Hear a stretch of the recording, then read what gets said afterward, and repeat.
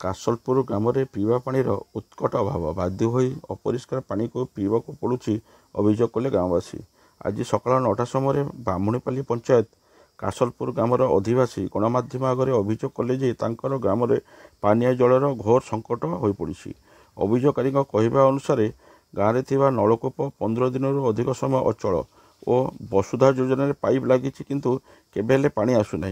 ग्रीष्म प्रभाव ग्राम पोखरी सबू सुखिबार लगी।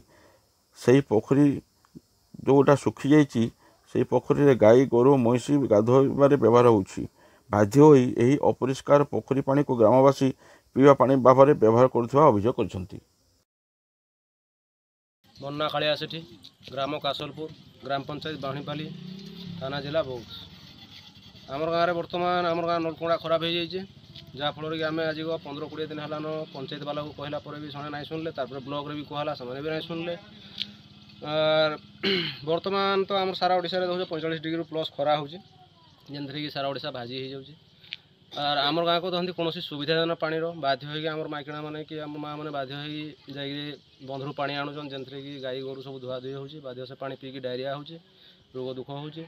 तार बाद आमर गाँव में सब सिस्टम हो वसुधा पानी लगी सब पाइप दिखाई महानदी पानी आसवा सब सिस्टम हो सारा बहुत सबुआड़े पानी पाइलन कि आमर गाँव में पानी ना पाया महानदी पानी।